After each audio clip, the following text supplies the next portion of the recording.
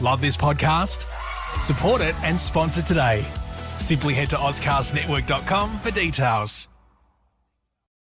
Bank of the West is offering the 1% for the Planet checking account. It gives back 1% of the account's net revenue to the planet at no cost to you. There's no monthly service charge with any deposit per statement, and there's no minimum balance required. The 1% for the Planet checking account, only from Bank of the West. Learn more at bankofthewest.com/1%. Additional conditions apply. Member FDIC. The Bachelorette and Friends. From first love to happy ever after. What's that? From dating to dick pics. Oh my. Oh no! The Bachelorette and Friends.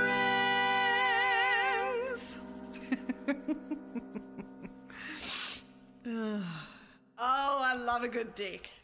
This podcast contains sexual references, coarse language, and adult themes from the beginning and throughout. It is not recommended for listeners under the age of 15. Hello, beautiful people, and welcome to the Bachelorette and Friends. I'm your host, Carla Anita Matiazzo, and today's guest is renowned director Adam Lemmey. Welcome to the podcast, Adam. Oh, renowned. That was special. Thank you. So, Adam, should we tell the listeners how we met? What can you remember about our meeting? Well, let's have a think. So we both worked once upon a time at out of our school care facility down in the burbs of Adelaide, and we were both staff looking after the children. And I do remember the children having us make like home video style. What was it? Was it like pets are getting married or something like this? Something fucking weird. Yeah, and it was like all the girls were wanting to marry the pets or whatever it was, and you were arranging the decorations of everything in this little home movie thingy we were making. We would say, what about confetti? And then all the girls would say, yeah, confetti. No, it wasn't that. It was like, yes, let's. Yeah, something like that. They were just saying, yes, let's to everything. That's what I most recall from our initial meeting. But you are one of these lovely... how do I say it? You're like an isolated friend, if that makes sense. Yeah. We don't have mutual friends. No, we don't. We went through that time in Mitcham together and have remained friends for 15 years, despite having no other connections and both having left that job a long, long time ago. Yeah. Which I think is quite special, quite lovely. I think so too, and I think it's because we're both creatives, like you with all your film stuff and me with all my cabaret stuff. I think that's where we have mutual ground, and maybe that's what's kept our friendship going. I also do enjoy hearing your wacky stories over lunch, once every couple of months, catch up with Carla, get a new batch of stories. It's not part of the norm in my world, so it's wonderful. I'm glad I can bring that entertainment, Adam. So let's bring the listeners up to speed. This podcast is based on the premise of my award-winning cabaret show, The Bachelorette, There's Always a Catch, where I talk and sing about my first love to what I thought was happy ever after and everything in between. Let's start at first crushes. Adam, do you remember your first crush? I had a crush on a English teacher. I remember that, which is quite embarrassing. I wasn't very great at schoolwork, but this one time in English I was asked we were writing short stories or something like this, but I went and wrote like a novel. And the teacher... Of course you did. The teacher gave me an A, and I was so excited. I gave her a hug, and then I left, and I was like, that's so weird. I hugged her. And so I probably quit English the next day. Probably so embarrassed. But I remember that. So from that first crush on a teacher, did you go into relationships as a teenager, or how did that happen? Teacher. No, obviously not with the English teacher. No, but with your peers or someone around your age when you were in those developmental adolescent years? No, I didn't date at all in high school.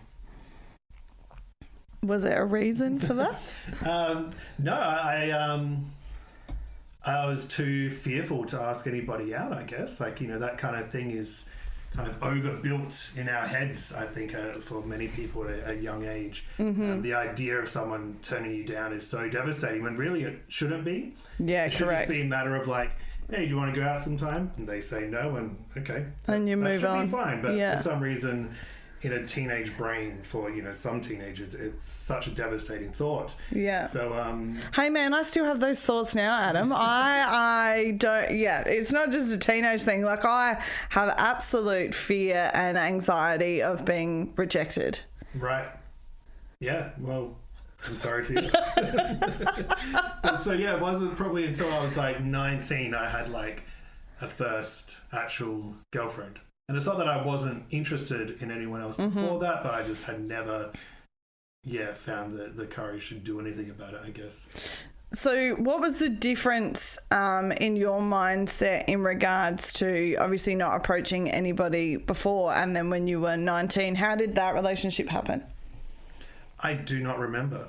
I was trying to think of these things as I knew we were going to be talking about such stuff. But no, I have no memories to how it happened. I do remember being interested in another girl. And at the time I was quite religious. And so I was going to this different church to see this other girl. And then met this different one at the church. But I don't remember how it came about. But we started dating for like 6 months. But then it got way too serious too quickly. Do you think that's because you were religious? Yeah. So yeah, okay. It got way too serious too quickly. And so, that ended after like 6 months. And but that's fine. And then, but it wasn't probably until a few years later when I decided not to be religious anymore that I was like, okay, I can go on dates and it doesn't have to be the most serious thing in the world. Correct. It can just be part of life, and you know. And that's a lot of pressure, Adam, to put on yourself at 19, to have that 6 month relationship and it goes super duper serious, super quick. Like, what do you think it is about religion that makes people feel like once you're dating somebody, that's it? So you gotta, choose wisely. Look, these things are so long ago now and I don't want to speak for anyone else from any kind of religious background. But I do remember at the time there was a thing called I Kissed Dating Goodbye. And it was a book by this American guy, and it became a bit of a cult. Do you remember this? No. Tell me about it. So you can look it up on the internet. The guy has since renounced it all and said what a mistake it was. Yeah, wow. To try to dictate so heavily to teenagers. Oh fuck. But yeah, at the time that was a big deal, and it was all about you shouldn't be dating unless you are serious about marriage. And for teenagers, and that's such a big thing. So it's don't go date anybody unless you're going to marry them, in a couple of months' time, and be 19 and not knowing anything about the world, having no job security, no future kind of plans or anything. To suddenly be no, we've got to, proper have shit sorted. That's a lot of pressure. Yeah, it's a lot of pressure. So. Yeah, it didn't quite work out for me, so I left that.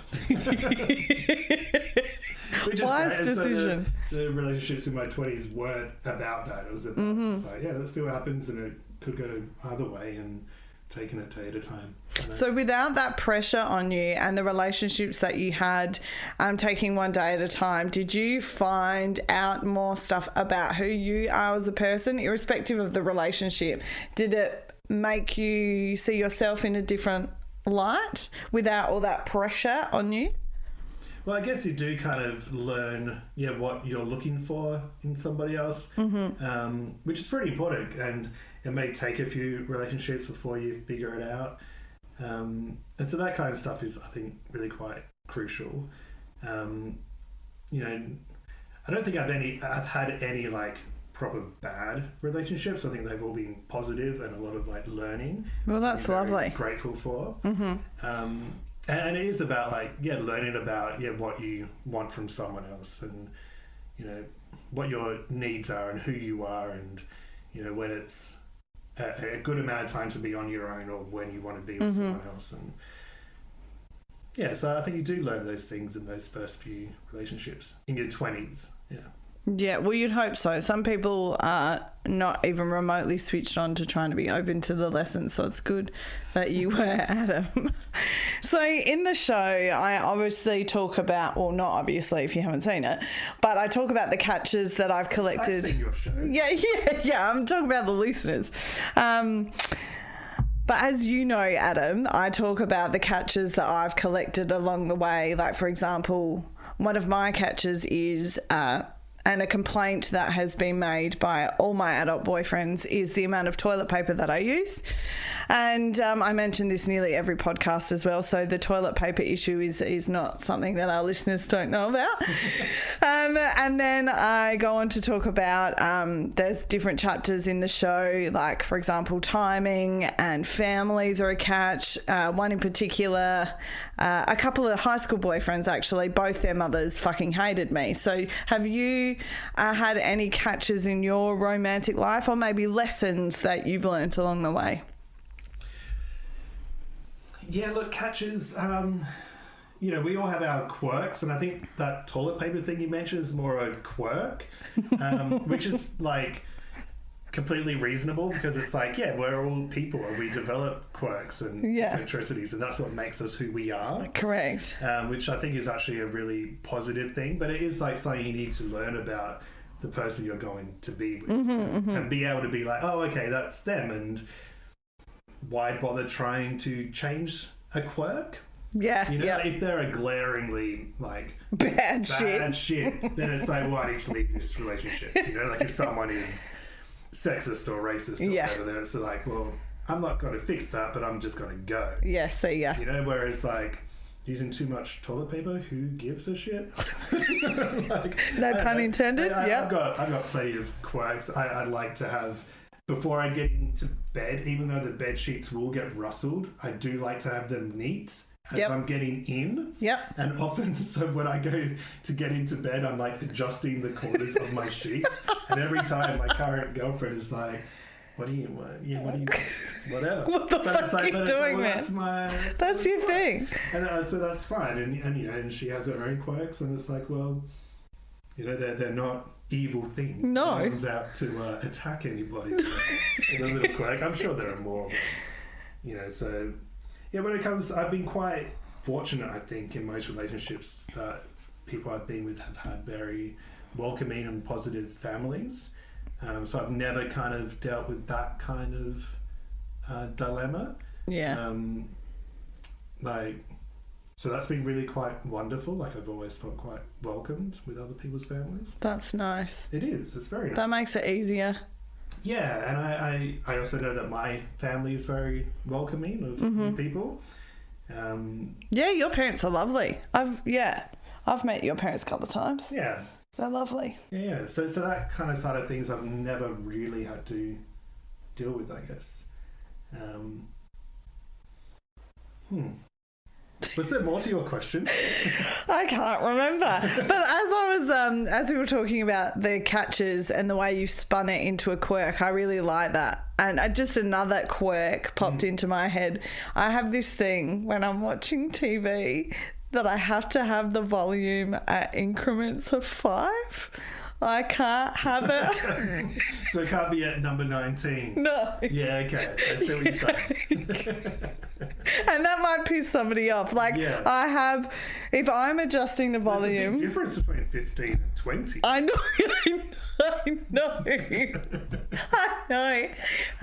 What if they set the volume before you come in? Then that's fine. If I don't know what it is... You don't know, but if you're there... Yeah. So that's the... If I key to that quirk. Yeah. They come in and do the volume. Sort it out themselves. Let's just have a pleasant 17.5. But I only realised this actually the other day when I was at a friend of mine's house, and he was putting up the volume on his TV, and he stopped at I think it was like maybe 16, and I was like, it's got to be 15 or 20 if I'm seeing the volume change. And he was like, what the biting all your nails, like, oh, holy shit. I'm like, I'm sorry, I've got this thing. If I see the volume, it's got to be increments of 5. And he was so lovely. He was just like, yeah, no worries. And he just, adjusted the volume so that I didn't, freak out on the inside. I have a thing I can't stand a light being behind me when I'm watching TV because all I see is the reflection of the light on the screen, and I know I'm blowing it out of proportion, it's not actually that glaring. Like me with the volume, yeah. But it's like, I can only focus on seeing the reflection of that light bulb from the kitchen, and our kitchen is behind us when we're watching TV. Yeah. And so, so often... Yeah, I know that is the thing in my household. I'm really like, kitchen lights on. Gotta switch that motherfucker off. And I think one more quirk or catch or pet peeve that I have is when people don't use their napkins when they're eating. There's a napkin right there and they choose to lick or suck their fingers loudly, and I'm just like, please, there's a fucking napkin, do you want another one? Like, there's so many times where I've sat with friends or family or whatever, and I have my go-to nice way of dealing with that, because the noise and the fact that they've got saliva all over their hands freaks me out. So my nice way of dealing with that is, do you want another napkin? Even though they haven't touched their first napkin. Yes, you're gently reminding. Yeah, there's a fucking napkin. Use the motherfucking thing. We have evolved. Did you not get the memo? Napkins, please. Please use your napkins. I don't know if it's the sound or the fact that I know that they've licked and sucked their fingers. Yes, and then their fingers go on to other things. Oh, yeah, it freaks me out a little bit. I hear that. It's also one of those things like going into like, a new family's house or whatever, like a friend's house or a partner's house. It's like, how are the napkins going to be used? Like, do we put them on our laps? Do we tuck them into our shirts? What's the go here? Like, you're finding those little... At least you're using them though, Adam. At least you're using them. So what happens in this house? Early in my 20s, very early, so, still living at home and had a girlfriend who was living at home. We had ice cream and we were going to watch TV, and so I sat down in the lounge, but there was like everyone else went back and sat at the table. Oh shit. Even though we were watching the TV, and so they were watching TV from the table. And you were just sitting on the couch. Further away, I was like, this isn't the main meal, it's just the ice cream. So I was like, do I stay now? Like, I've done this. I'm here. But they all went back to the table. And like some of them can't see the screen because their back's to the table. But that's when they're going to eat their ice cream. I could just see you being on the couch like, what do I do? Do I stay here? But I want to see the show. Because that's what we all agreed on after eating the main meal. It's like, the show's got to be on, let's put it on. Yeah. And how did you fix that problem? Did you just stay there? And I think that was the end of the relationship. I put the ice cream down and got the fuck out of there. No, I think I stayed on the couch and then sheepishly went back to the table when I was done. I don't actually remember. Oh, that's so funny. I can just see, like, I can visualise that scene playing out, Adam. That's pretty funny. Okay, so let's get back on to the questions that I have for you, Adam. So, do you believe in happy ever after? If so, why? If not, why not? And what does that look like for you? Yeah, well, that's a big question, and it does depend on what you mean by happily ever after. Mm-hmm. I would assume the kind of general idea is that happily ever after means two people meet and fall in love, and that's it. Mm-hmm. The rest of their lives, which is fine, and it can happen. Like, I'm not saying it can't, but everyone's life is going to be different. Yeah. And how you find happiness is going to be different, mm-hmm. and what you find happiness in is going to be different. And I think so. There are many valid ways to have happily ever after, and I think it is important to find that. So it could be having, multiple relationships throughout your life. That could be. What is that? That could be for you, or it could be having being single your whole life, or it could be having a variety of things. It's about finding what your own happiness is and working towards that. Like it's probably more uncommon now that people are going to find one person when they're 20 years old. And Correct. At the end of it, but at the same time, it could still happen. And so I think whatever works, I think is kind of a better way for me to describe it than happily ever after. Mm-hmm. But I do think it's very important to find what makes yourself happy and focus on that and having that forever after. In that kind of sense, as long as it is for you on your own terms and how you want to do things. So from what you said, I'm going to paraphrase and you tell me if I've digested what you've said correctly. Okay. So in your world of happy ever after, in inverted commas, it's two individuals finding happiness within themselves, and then if they meet, coming together and joining as a team, rather than, how we hear often this, someone completes me, or, two halves make a whole, all that bullshit, which clearly I don't agree with. Would you think that relationships are more effective when they're two happy individuals and content individuals within themselves before entering a relationship? Yeah, look, I do think you need to find that happiness within yourself before anything else, because I don't think you're ever going to find it in another person. Correct. Because we're all, we're all connected, but we are still individual. Mm-hmm. And so it is about finding your own happiness first, because at the end of the day, you cannot really determine what's going on in someone else's head. True. And you can't rely on that in a way. Mm-hmm. So it is about knowing what your own happiness is and what that looks like.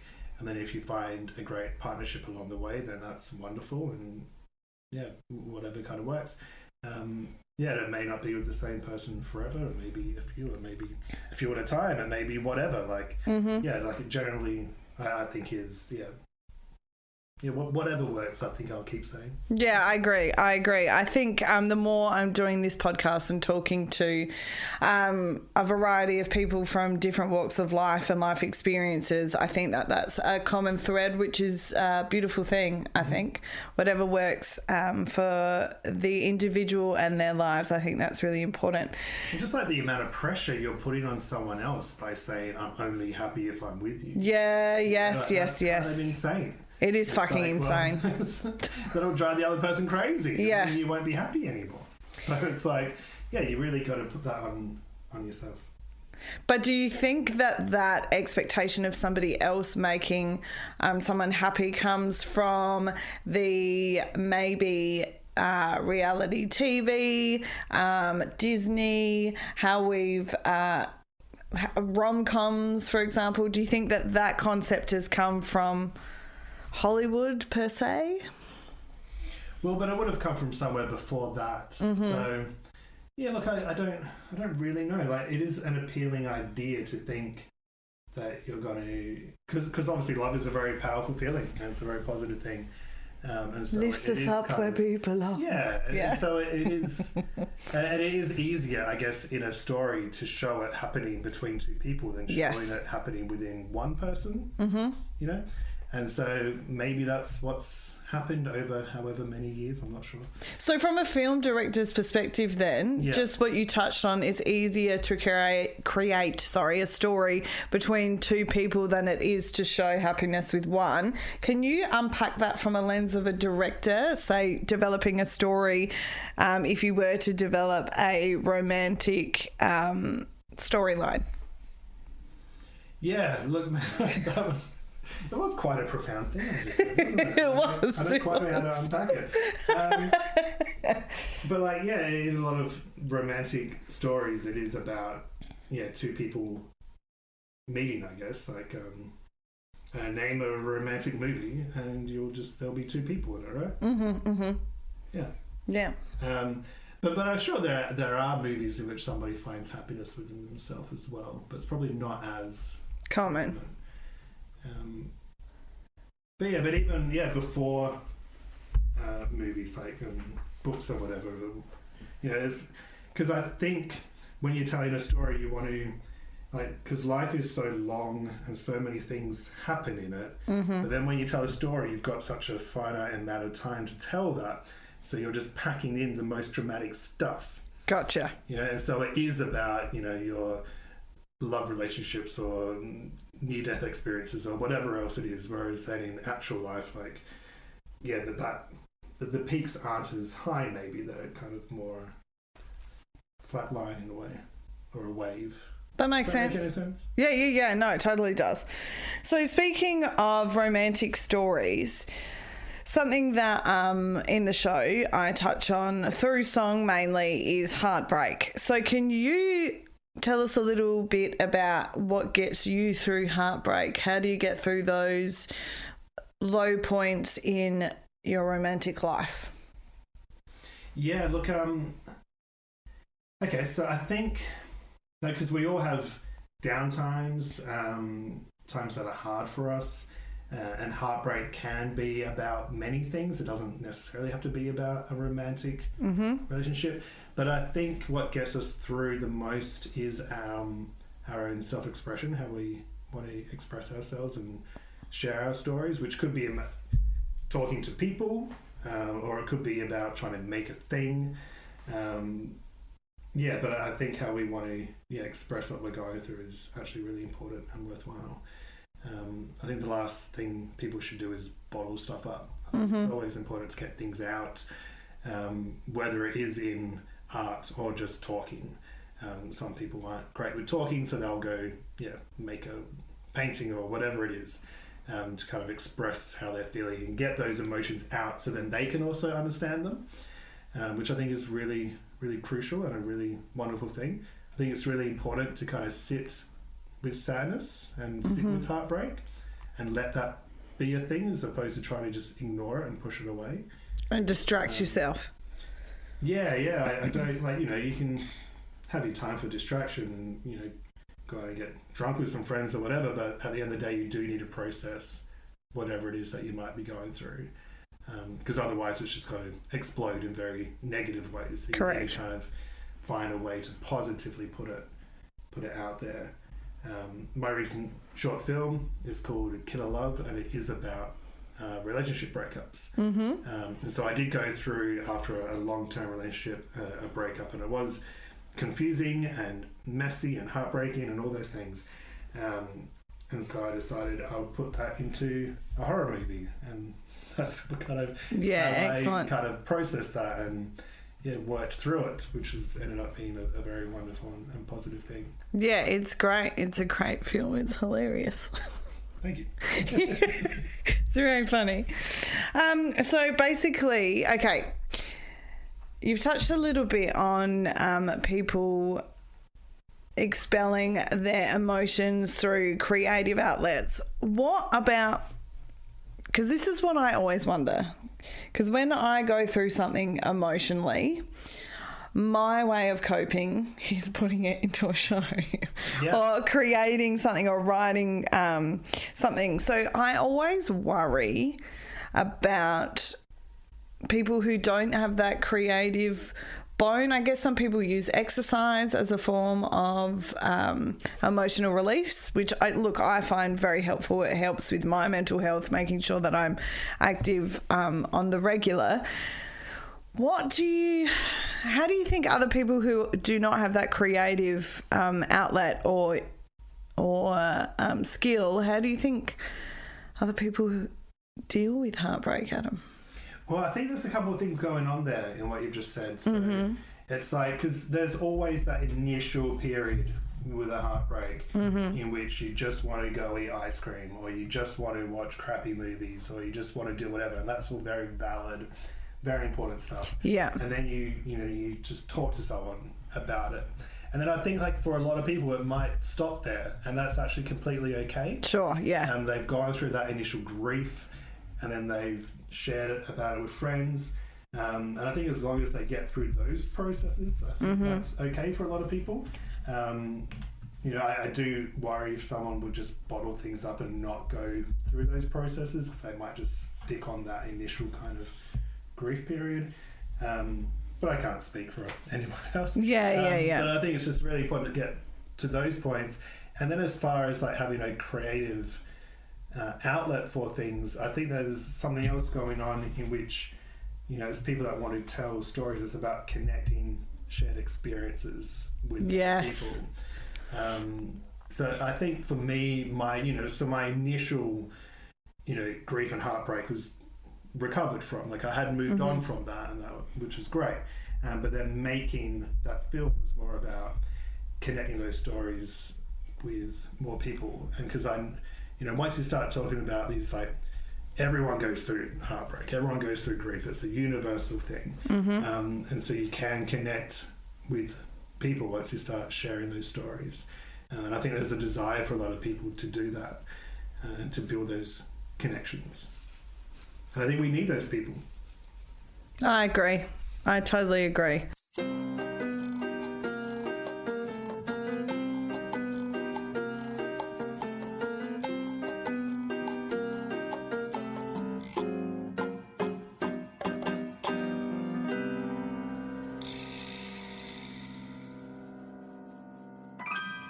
What are your deal breakers, Adam? My deal breakers, in what sense? What are the things that you would not put up with or would make you walk away when you are getting to know somebody, when you're dating them? Okay. I think, look, to be honest, like I've had a few long-term relationships in my life, but I've not overly dated in a way.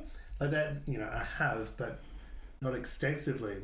But so I find as long as someone's not horrible, then it's just about time with people. You just need time for things to develop. And if that time doesn't exist, if you never get to see someone, you don't have that FaceTime with somebody, then the relationship can't go anywhere. Yeah. It stops. And that's why you end up, there's a lot of relationships that, you ask people how they met. It's like, oh, they met at work or they met at university or whatever it is, because they had all that time to develop that stuff. Whereas with dates, I think it's really hard to find that time, that really kind of a crucial time early on. Like I did a little bit of dating a few years ago, and just finding kind of when, on your social apps or whatever on your phone, like how do you time it from chatting to then meeting in person, and then like try and get more dates with the person. That kind of stuff was really hard. And when there's no like physical time, it's like, well, it's not going to go anywhere. Yeah. So I think that's probably the biggest kind of catch. Is that how you expressed it? Yeah. Deal breaker, sorry. Deal breaker, yeah. It's just, not having the time. Because at the end of the day, you could match with a lot of different people out there as long as the time exists for it to kind of happen. Correct. So then how would two really busy people get into a relationship then? It's all because timing's one of the things I talk about in a different sense in the show, but timing as in having the time. Does that then come down to compromise? I think compromise, desire, like, you start, once you've had a little bit of time, you both realize, okay, we want some more time. So if that doesn't exist, then it's fine. But for busy people, I'm not so sure, because you do really, you need that time spent with each other. Or if you're both, because, this probably isn't me, but if you're both very busy people, maybe it's about, okay, we don't need that much time, we need this amount of time. It's about how does that work within our lives. But it's probably not really a question for me, so I don't really consider myself endlessly busy. Oh, that's so nice, isn't it, Adam? I enjoy having a slow pace to my life. Yeah, it's good. That's gorgeous. Do you have any parting words of wisdom for our listeners, Adam? Well, I think, as we were saying, I think finding whatever works, I think is probably the most important thing. People being true to themselves. That would be it. Just find what works for you. Find your own happiness in yourself. And if you find someone else to share that with, that's wonderful. On that excellent note, thank you so much for coming on today, Adam. This has been a delightful conversation. Wonderful. Thank you. Enjoy your day. The Catchalorette with friends near and far, from heartache to catfish and sex toys. The Catchalorette and friends. See you next time if you dare.